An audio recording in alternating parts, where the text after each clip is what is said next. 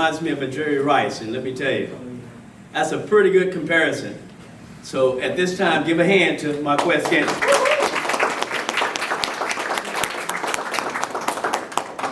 What's up, everybody?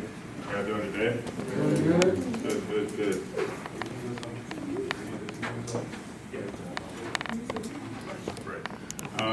Yeah, so, I come here last year, remember a couple faces from last time that I came through here. But, just here to kind of talk about my journey, talk about, just my success over my career and my life and where it all started from and how I got to where I wanted to be in life. And I think that it's super important for y'all to be, in this space right now, thinking about your future. Because a lot of people don't do that. And I think that's the most important thing when it comes to just your overall success and what you want to be in life. And I had goals early in my life that I wanted to go out and accomplish, and I made sure that I took every step possible to do it. And I think that was the most important part for me, is believing in myself and then setting those goals and then reaching those goals and then setting new goals. I was always goal-oriented. I was always self-motivated. I didn't need anyone else to go out and push me and, say, hey, get up and go work out, get up and go to school, do your homework, get good test grades, study for the ACT. I didn't really need that, just because I knew that where I wanted to be in life, I couldn't slack off in any shape or form. And so, I took that same work ethic that I had on the field and took it off the field, and it made me successful. And I just signed a new contract for $36 million, and it's paid off.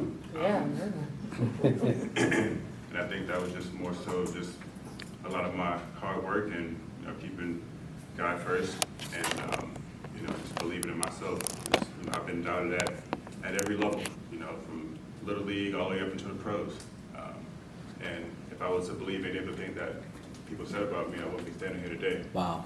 And I think that was just a testament to myself and the people around me. It's just surrounding myself with good people who had the same dream that I had, whether it was, my best friends who are in pharmacy school or law school, or just surrounding myself with, teammates who had the same, goals that I had. And I think that was just kind of, how I got into the position that I am today, by surrounding myself with good people and working hard and, believing in myself. As cliche as it sounds, I think that's a lot of us get lost in. We want things to happen right now, and we get, so overwhelmed because things aren't happening as fast as we want them to, and not just putting our head down and going to work every day, and not complaining, and stop pointing the finger at everybody else and say, oh, things aren't going right because they're not doing this for me, or they're not doing that. I had to stop making those excuses, and once I started making those excuses, my life changed dramatically. I went from not making my high school football team to being one of the best receivers in the NFL. So just having that belief in myself is bar none. So I think that for me, just growing up in South St. Pete, I've seen a lot at a young age. I grew up really fast, and doing that, I was prepared for the real world at an early age. So there was nothing that I was ever going to be afraid of.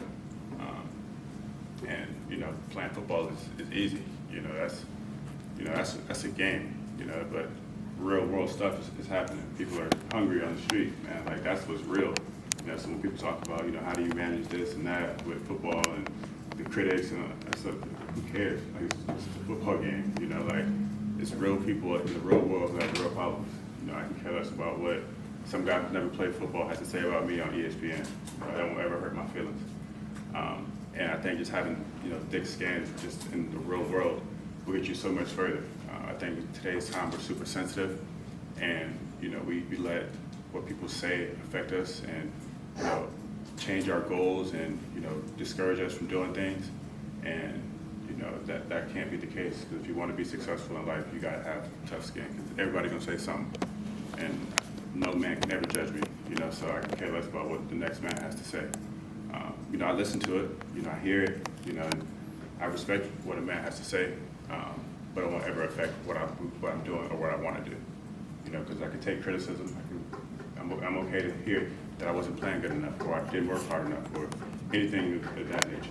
But at the same time, you know, I know what effort I'm going to put into my life every day, whether it's on the field or off the field, and just to impact my community. You know, like I said, I could be anywhere right now, you know, but I'd rather be here talking to y'all and try to help y'all get y'all goals. Because I know when I was this age, there wasn't too many people that would come by and talk to me about my goals. Wow. And I think that, you know, if a few more people would have come by and talked to other people around me, I would have more people up here with me to talk about it.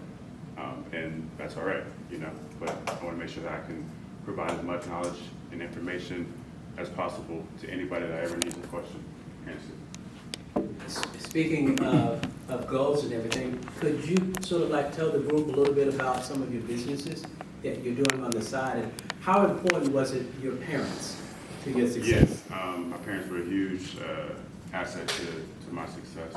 You know, I wouldn't be, you know, here today without either one of my parents. You know, they came to every football game, make sure that I stayed on track with my grades, you know, and they're still helping me now to this day. You know, I'm into real estate with both my parents. They're helping me with my new business that I have in St. Pete, where we create T-shirts. I have an esports team that I do, and some other investments, some stocks and stuff. So, you know, I think it's really good to have a lot of diversity with the things that you want to do. And everything that I'm doing, I'm passionate about. You know, so I'm never going to invest in anything that I'm not passionate about. I'm not going to do it just because it's going to be a good return in money. You know, anything that I'm investing in, I actually care about it a lot. You know, so those are the ways that I know that any business that I get into is going to be successful because I care about it. I'm not just putting money into it to see what it does. I'm doing it because I actually care and I want to know and I want to learn about everything that I'm doing investment-wise. Just to kind of piggyback off of your statement when you said you didn't make your high school football team, what was some of the, I guess, the emotions behind that caused you to keep going? Because most people would just quit after high school. You know? Yeah, and I was ready to quit. You know, my 9th grade year, I didn't make the football team. I got home, told my dad I didn't make it, and said I didn't want to play anymore. I was ready to give it up, and wanted to just stick to baseball. I was a much better baseball player than I was a football player. Wow. And I said, hey, I didn't want to do it. And he kind of just said, you know, take that same anger. And I'm standing in the hallway crying about it, you know, and he said, take that same anger that you have and, you know, use it as motivation. And that was the kind of the turning point where I learned how to be self-motivated with that conversation right there. You know, and he can tell you itself that actually happened. Didn't make the team, crying in the hallway. And, you know, I was ready to give it up. And once I was told, you know, take that and use it as a driving force, it became like second nature for me. And once that happened, it didn't matter what I was told, that I wasn't good enough or I wasn't going to ever be able to play or whatever. I knew I was going to be successful once I learned how to be self-motivated. And then once I became self-motivated, you know, I became a problem with just everybody. You know, just I'm gonna work out harder than everybody. I'm gonna learn as much as I can from every coach. I'm gonna ask every question that I can. And you know, it got to a point where my coaches were annoyed with me because I'm asking so many questions or asking to work out. You know, and even if they didn't want to work out, I'll figure out a way. You know, I'd go get socks out of my drawer and make cones in the front yard. You know, so however I can get it, I made it happen. And that was kind of my turning point, and you know, it all worked out for me. Even before you came here, you're coming from St. Pete, share with them, I think you even worked out today, how important it is for you to be mentally and physically together, because pretty soon, it's going to be showtime, right? Yeah. I mean, so talk about that. The physical portion of it, you know, it's a violent game, and you got to be, you know, physically in shape to play this game. But you know, it's more of a mental game because it's a long football season. It's, you know, we got 17 football games. You got 3 preseason games, so that's 20 weeks right there by itself. Then you got 4 weeks of training camp, so you got 24 weeks, you know, out of a year. that you're, playing football, and then you get to the playoffs, it's another 3 or 4 weeks. So you're looking at, anywhere between 24 and, 30 weeks of a game of football where you got 200-pound, 300-pound men trying to kill you. So, that's a lot of adversity you have to overcome, even just mentally. Just waking up and you got to go shovel your driveway, and then go outside and play in 10-degree weather with no sleeves on. So it becomes a mental game, and you have to be able to be mentally strong. There's times in my career, especially early on when I was in Green Bay, where it was freezing cold. I'm from here, so having to come from here and go to the coldest place and stand outside and no sleeves on, no heater and no jacket, and trying to figure it out, it gets to you. And you got to be able to overcome that adversity. And I think just being mentally strong and just tapping into deeper parts of your mental to get you through the tough times is what's going to make you successful. Real quickly, I'm going to ask one more question, and then we need to open it up for all of you all, because he came for you all, not for me.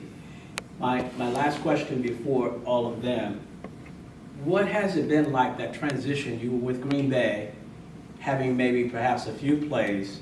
Awesome, of course. I would call your mom whenever you score a touchdown and all of that. But now you're going to be the man with the Chiefs. What kind of decisions, that whole process of transitioning, now you're going to be that guy? It wasn't really a transition for me, just because I always felt that I was that guy. Nice. So you can't pretend, you can't just turn it on and off. You got to be that guy all the time. Wow. Wow, so I think that was, it's not going to be really a transition. I had the same mentality that I had in Green Bay when I wasn't quote unquote the guy, and want the ball every play. Got it. So you can't just be the guy when you want to be the guy. You got to be the guy every day. I felt like I was the guy when I didn't make the football team in ninth grade. So that's not something you just can turn on and off. You got it or you don't, and you got to have mentality 24/7, 365. And I think having that mentality, you'll be successful. So there's no transition at all, because I was that guy. Good answer. That's brilliant, right?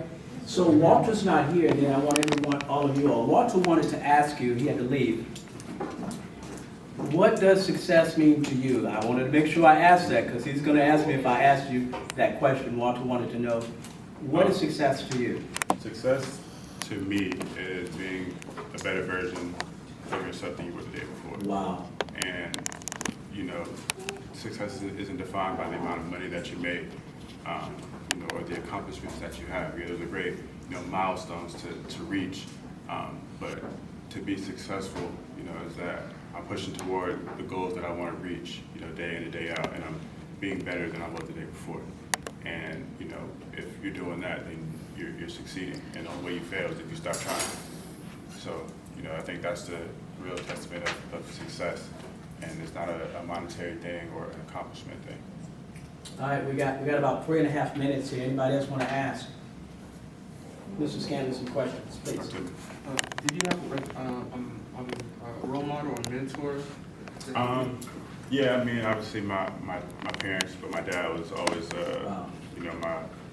my role model. I never really understood the concept of looking outside of people who are in your circle to be your role model, because you don't know that person. I know my dad. I know what he does on a daily basis. I know how hard he works and how much he provided for my family growing up.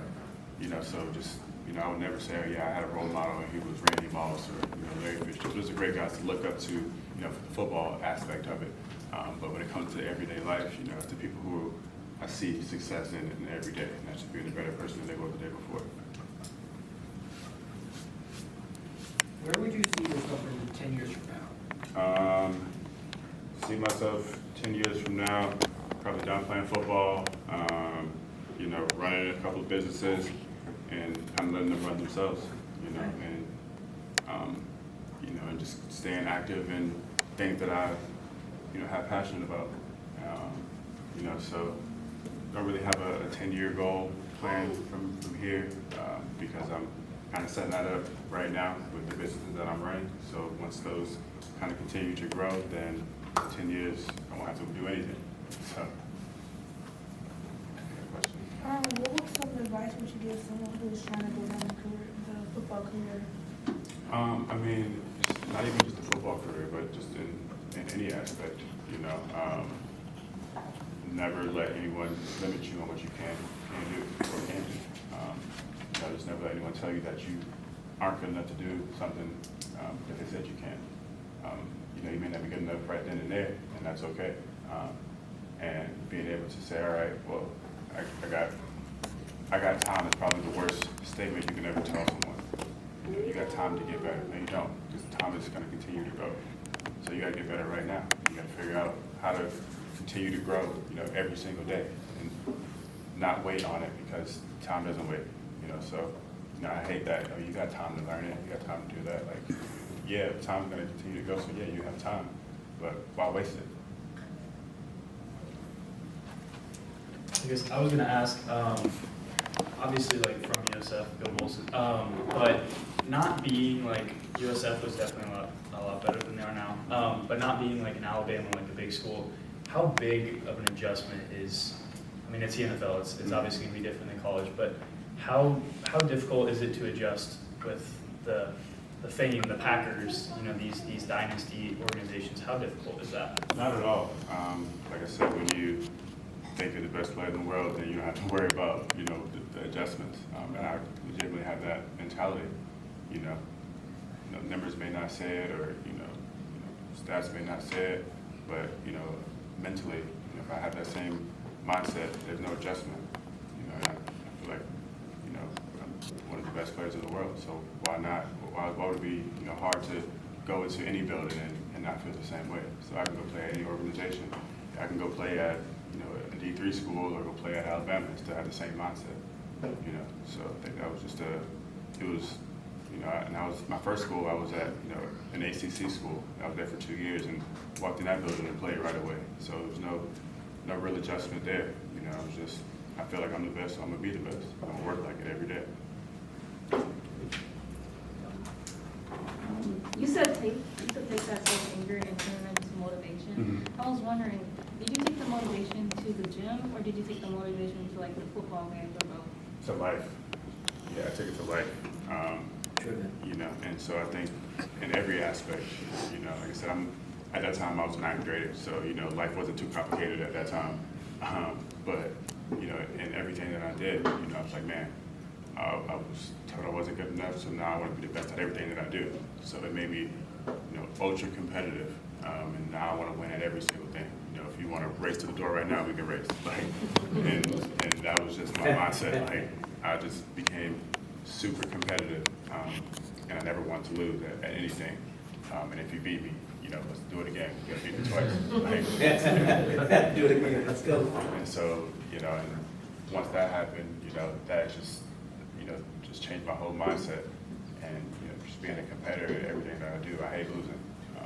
You know, if you want to arm wrestle right now, we can arm wrestle. You know, like I just want to compete. And, you know, so just having that self-motivation, that self-drive, and wanting to be the best version of myself, it made it easy to always want to compete. I just got a text, your mom and dad said they're very proud of you. I'll tell them thank you for that.